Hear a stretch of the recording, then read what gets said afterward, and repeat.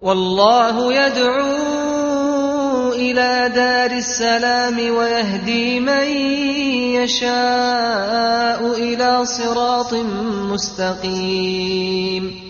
Glory be to Allah who sent Ramadan as a mercy to mankind. It's a purification of our soul, our heart and our mind. Bear with patience for the sake of our Rahman. A continuous training to strengthen our Iman. With the most sincere devotion and love we fast. Assalamu alaikum wa rahmatullahi wa barakatuh, dear Huda TV viewers. Hello and welcome again to your show, Ramadan Changed Me. This is episode number 7 out of 10 of the program. Your program where we all try to be the best that we can be through positive change and self-development, and try to benefit from the great holy month by being better persons and by investing in our relationship with Allah, with ourselves and with our communities. It is also the program where you can win a lot of prizes with us. The grand prize, 20,000 riyals, by going to ie.holul.net, that's e.holo.net, and do for yourself the self-evaluation and psychological pretest. And also, of course, after you do the final test at the end of the holy month, it's only there through our website, e.hulul.net, that you could win the grand prize. We have prizes for 40 of you out there, totaling up to 80,000 Saudi riyals. We also have a daily prize for you, a laptop, by answering our daily Islamic trivia question. We'll tell you about the winner of the 6th laptop on Ramadan Changed Me in a very short while.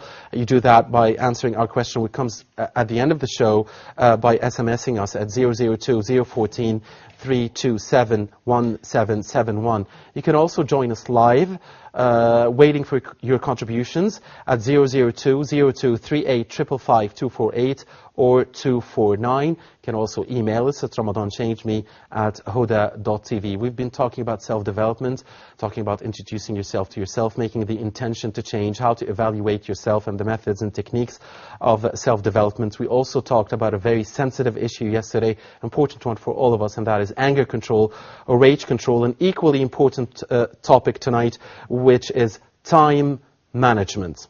So the topic tonight is time management in Ramadan. Before we get to our guide and our life coach and our dear brothers in the studio, we want to inform you of the winner of the 6th laptop on Ramadan Changed Me, and that is, but first we'll tell you the question and the correct answer. Yesterday's question was, which surah in the Holy Quran did Prophet Muhammad sallallahu alayhi wasallam order Muslims in to teach their daughters?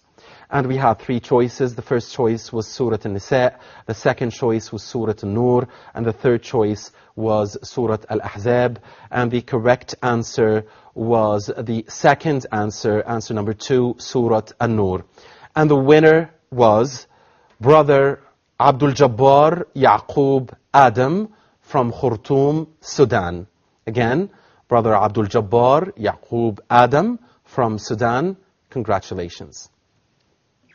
And good luck to you all. Now time to get to real business with our life coach and our psychotherapy specialist and self-development trainer, Sheikh Ramiz Ibrahim. Assalamu alaikum wa alaikum assalam wa rahmatullahi wa barakatuh. Sheikh Ramiz. And of course, we welcome our dear brothers in the studio. You've been there throughout the beginning of the program and will stay with us until the end, inshallah.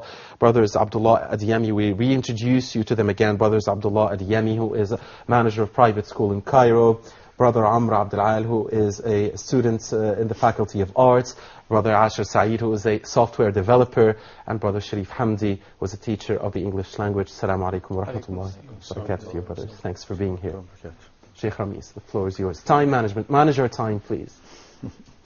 Alhamdulillah, salatu wassalam ala rasulillah sallallahu alayhi wa sallam. Just to look back at the last episode, I want to mention a couple of things before I get into time management, about the anger management we spoke about the last episode. I wanted to just give some advice regarding how human beings try to hijack the emotion of the person that they're actually debating or arguing with or having a problem with. And the advice that I usually give to brothers and sisters is, sisters, do not try to wear any part of the trousers. The trousers belong to the man.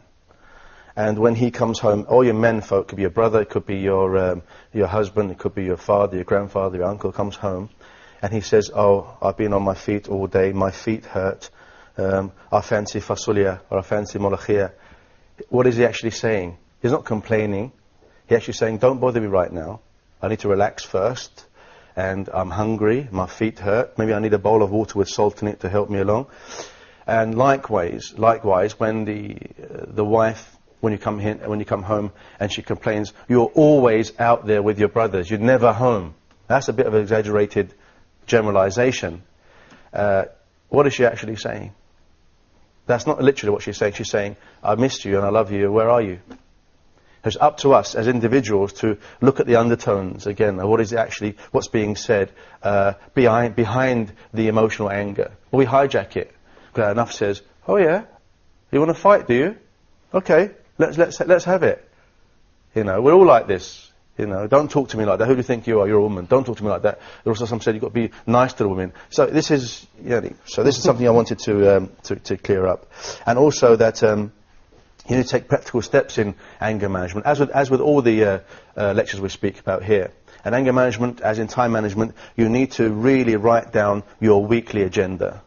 And if those of you who write down your agenda for the week, for time management, you'll find that you've got too much time on your hands and you've wasted so much time. If you really sat down and said, oh, today I slept this much, I did this, I did that, I got 4 hours left, you add that to the end of the week, and by the end of the week you find how much time you had for sleep, how much time you had for eating, for socializing, this, and you still have lots of time over.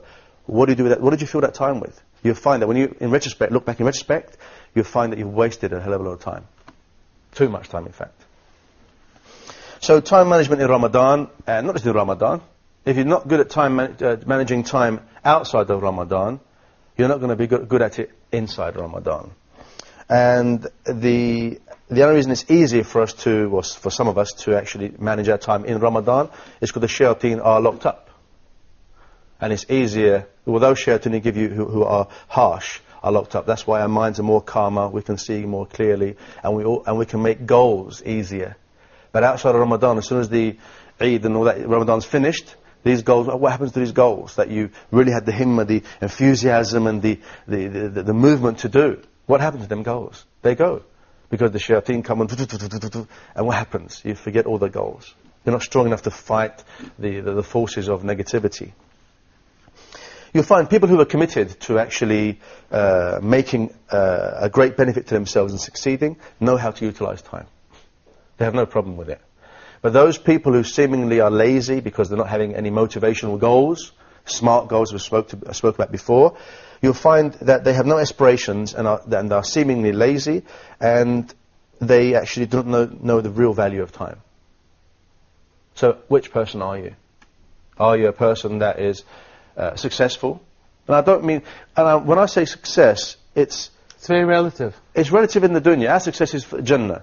But I'm talking about in dunya, you want to memorize Quran, you'll start a business, you need to learn to drive a car, you need to, whatever it may be. Your goals. At that time, what is your short-term goal in success? Maybe it is to stay up after Fajr for a week. Whatever it may be. You want to be successful in a specific ideology that you've made yourself. You'll find that how successful are you in fulfilling these small goals. Forget the long-term goals, these short goals. With short goals, achievement of short goals, you'll be able to achieve long-term goals. And successful people know the reality of how time works and know that there's not enough time to get everything done. It's very simple. Dreamers have no concept of time. They waste it and waste the time of others, and that's what really bugs me, if I can say it in that way. That I don't mind wasting my own time, but when others try to waste my time, I'm all over them. You know, I'm the only one allowed to waste my own time. Right. And I'm not even allowed to do that really.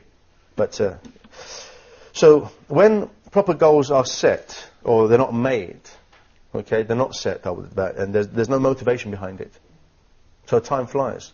A person will be in the past, dreaming about where they were and how good it was to be in the past, and they get stuck there. There's no harm in going to the past. There's no harm in going to the past and learning from your mistakes. Or they would go into the future and they stay there and imagine who they want to be.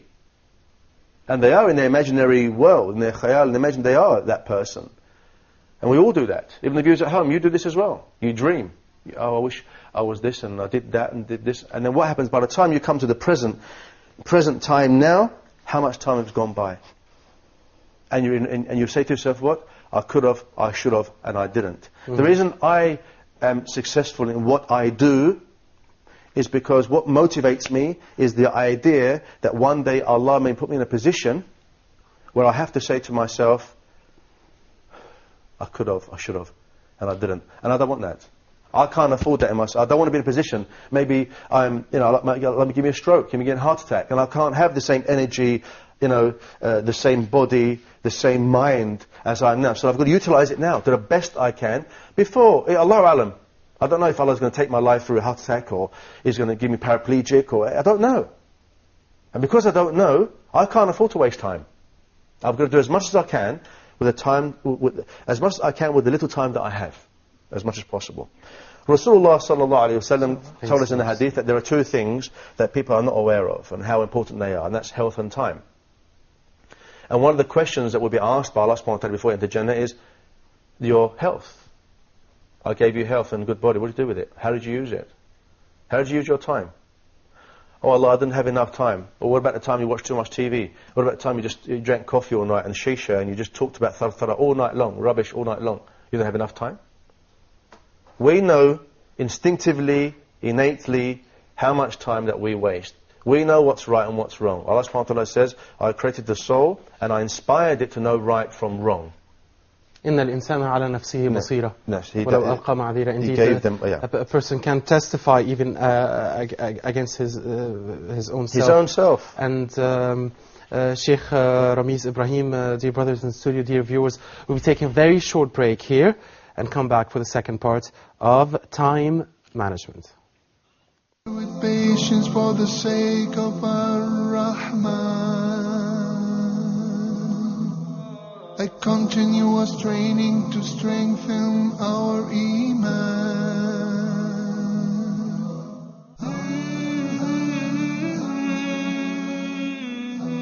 Ramadan is the best time for the night prayer. All of us are supposed to change ourselves during the month of Ramadan because it's the best chance. Join us on Inspirations during Ramadan so that we can help each other to lift our Iman up and strengthen our hearts and get closer to Allah subhanahu wa ta'ala.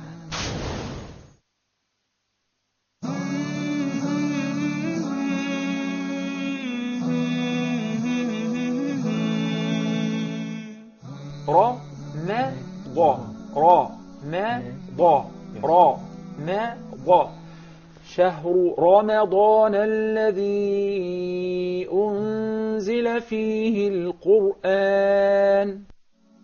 And tajweed is a science that you cannot learn it on your own.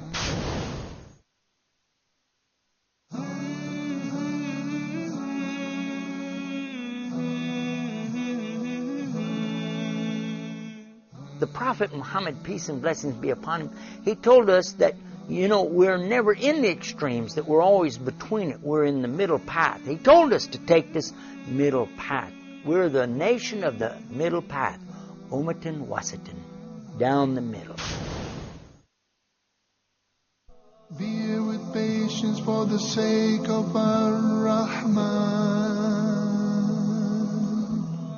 a continuous training. Assalamu alaikum wa rahmatullahi wa barakatuh once more. The verse I was trying to quote is from Surah Al-Qiyamah. بَلِ الْإِنسَانُ عَلَى نَفْسِهِ بَصِيرَةٌ وَلَوْ أَلْقَى مَعَاذِيرَةٌ. Indeed, a person can testify against his own self and knows the wrongs he did more than anyone else. Of course, Allah than the person himself. Before we proceed with our life coach Sheikh Ramiz Ibrahim and our brothers in the studio for second part of the show where an open discussion will take place, we have a phone call, Sheikh Ramiz. It is from Egypt and it is Sister Abir. Assalamu alaikum wa rahmatullahi wa barakatuh. Wa alaikum assalam wa rahmatullahi wa barakatuh. Alaikum assalam wa rahmatullahi wa barakatuh. Assalamu alaikum, Sheikh Ramiz. Wa alaikum assalam wa rahmatullahi wa barakatuh. Actually, this topic is very important to me that I really suffer from time management. I have to make a goal in this holy month is to finish the Holy Quran in two times, but I couldn't, I don't find really time to finish it. Even in the little night, I tried, but usually I pray a lot, then I don't find time to recite a lot. So I don't know. Thank you, Sister Abir. We all need advices, Sheikh Ramiz, in time management. I mean, what can we do to better our time management? And we know how crucial time is. Only Allah subhanahu wa ta'ala can teach you this. And I'm sure everybody's been in a situation where they've actually wasted time, but they don't learn from it. We take it for granted. And this is arrogance. This is simply put, it's pure arrogance, nothing else. There are 4 diseases that respect no one. Four things that don't respect anyone. Disease, truth, death, and time. They don't care what color, creed, country you're from. Disease will catch you if you're out there fornicating like the animals. Truth, it doesn't matter if you're rich or poor, the truth is the truth. Death, the same. They don't care. They can't say, "Oh, you're from Jamaica, so I'll leave you." Death, I won't take your life, but I'll take someone from somewhere. No. When the time comes, you go. And time is the same. Time respects no one. You can't expect to get there on time if the journey is an hour and you leave 10 minutes late. It's impossible. It's not going to happen. That's a waste. We have to understand how time works. Another way of understanding how time works is there is no chronological time for Allah subhanahu wa ta'ala. Allah created time. Okay? And Allah swears by a time by the dawn, wal fajr, and wal asr. And he gives us the understanding, and he gives us the understanding that, time is important.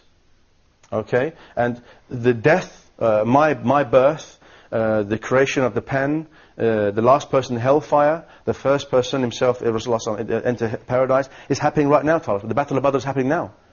The First World War is happening now to Allah subhanahu wa ta'ala. There's no time. Only for us there's past, present and future. And we're already dead. We are already dead. We're just going through the motions. So you have to understand that we're walking dead. We've already passed that death. We're already dead, in the sense that whatever Allah tells you, the scholars have said that whatever Allah tells you that's going to happen in the Quran and about life and everything, His qadr, His decree, know for sure that it's already happened. It's only us that's going through past, present and future, not Allah subhanahu wa ta'ala. So Allah's timeline is now, is here. So we have to go along with it.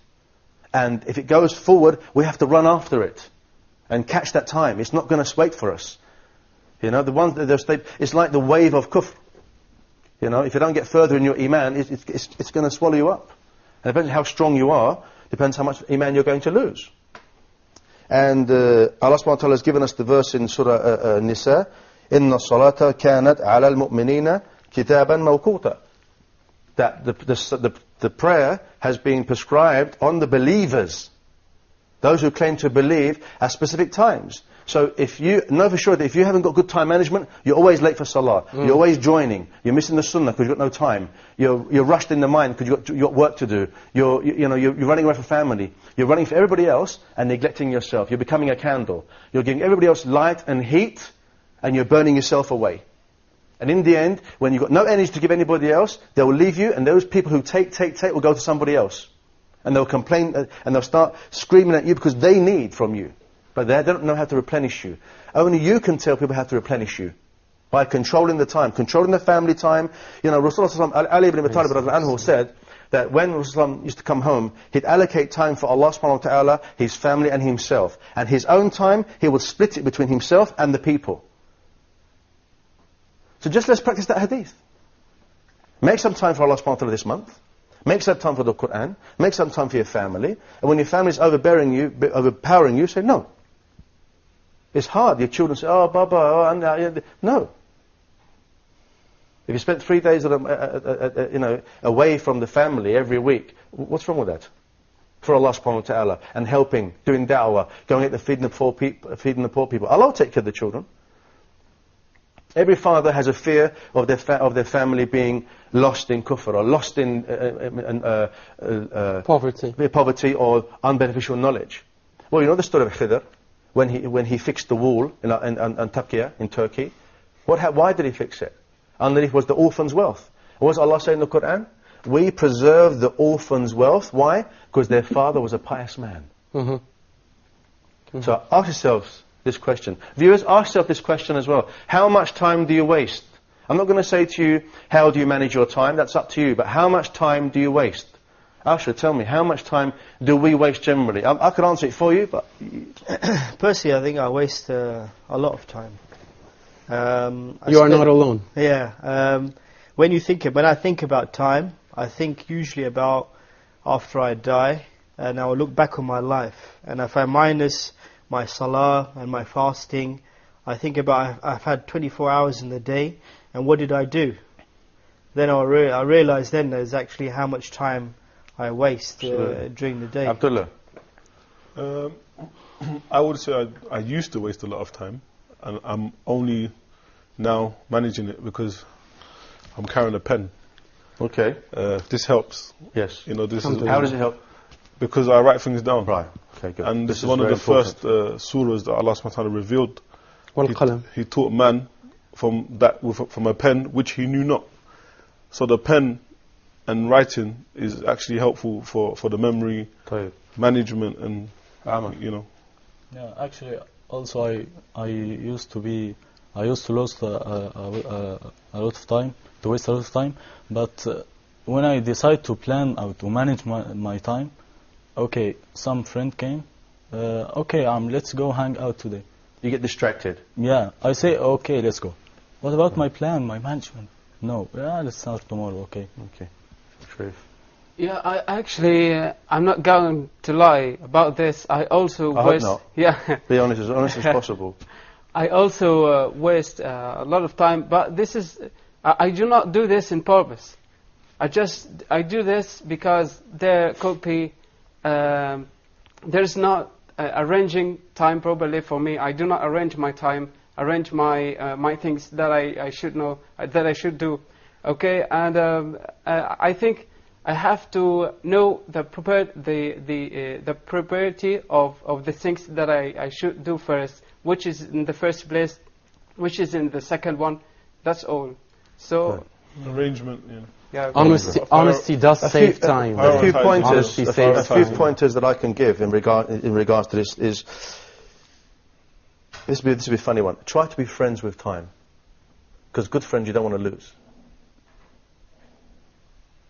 Sir?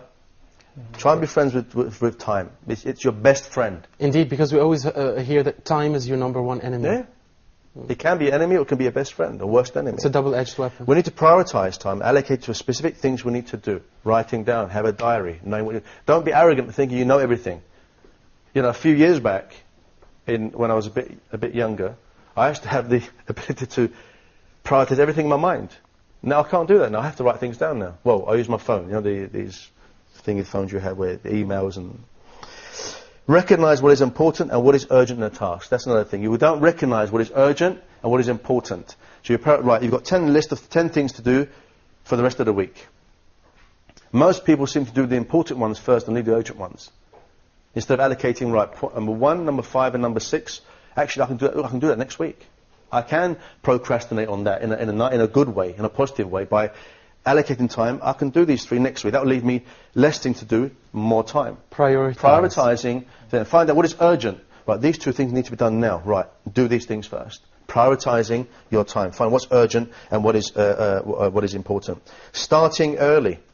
Rasulullah sallallahu alaihi wasallam said, anyone that makes a good wudu, in this translation, he prays proper the rak'ah, he makes his proper salah, and then goes to Fajr, he prays the Fajr, and then he stays up, will prosper. But anyone that misses Fajr, is very lazy to Fajr, will be sorrowful all day. Will be sorrowful. Will feel hesitant in the heart and feeling bad. And I'm sure that's worked. How many of us have missed Fajr and you feel really bad that day? Obviously your Iman comes in, your Lafz al-Lawama tells you, oh, you missed Fajr, look at this. Organising your work area. You've got an office at home or some kind of area where you actually work from. Go and have a look at it and see how messy it is. Set yourself good, simple goals in the beginning and make them challenging after more experience. Don't go for the big, unrealistic goals when there's goals in front of you that you can achieve right this second. Then that will get the mind used to doing things right now. How I did it when I was younger, as I was growing up, I was about teens and a teenager and in my late 20s, I started getting into self-development. And when I said to myself, oh, I need a cup of tea. And I said to myself, oh, I'll do it in a minute. I said, no, I'm going to do it right now. To get myself used to doing what I say I'm going to do right now. Do it now. Why in a minute?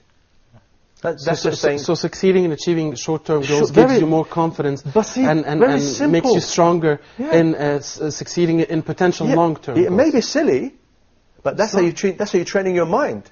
You're training your mind in a minute. That minute becomes what? In an hour. Then what? Tomorrow. What? Next week. And then next month. Then next year. That never happened. Then you forget. Right. Khalas. Identifying your capabilities and your skills and setting goals that can be achieved by these abilities. Don't only set yourself goals that you haven't got the qualities for, unless you're going to get training for it. Okay, it's important to know these things. And if you wish to achieve goals which you have not set skills for, obviously you need to get trained like I just mentioned. And time management, success means holding dear to your time, and they will not waste it, nor waste it time for others. Sheikh Ramiz, at the end of our show, let me thank you and thank our brothers here. I think we managed to successfully manage our time in this episode. This evening, despite the fact, of course, that we always do say we need 300 minutes for those episodes and not just 30. It's because we enjoy being with you, dear Huda TV viewers. Now the only time left is to tell our viewers about the daily Islamic trivia question. And the question for tonight is, what was the first battle fought between Muslims and Romans? And the three choices are: 1, the Battle of Yarmouk; 2, the Battle of Mu'tah; 3, the Battle of Ajnadin. Again, what was the first battle fought between Muslims and Romans? 1, Yarmouk; 2, Mu'tah; 3, Ajnadin. All you'll do is SMS us at 002 014 3271 771, your name, your country, and the number of the correct choice. Good luck. Dear viewers, on behalf of you, we thank very much Sheikh Ramiz Ibrahim, our life coach, self-development trainer, and hope to see you inshallah tomorrow. Assalamu alaikum wa barakatuh. Alaykum assalam. Thank you, Sheikh Ramiz Ibrahim, as always, and thank you to our brothers in the studio, as always, brothers Abdullah Adiyami, Amr Abdul-Ayal, Ashir Saeed, and Sharif Hamdi, and we hope to see you again inshallah tomorrow. Dear viewers, waiting for you for our 8th episode, same time on Huda TV. Until then, this is Muhammad Abdurrahim. Assalamu alaikum wa rahmatullahi wa barakatuh. Glory be to Allah who sent Ramadan as a mercy to mankind. It's a purification of our soul, our heart and our mind. Bear with patience for the sake of our Rahman. A continuous training to strengthen our Iman. With the most sincere devotion and love we fast, to be cleansed and free from sins of the past.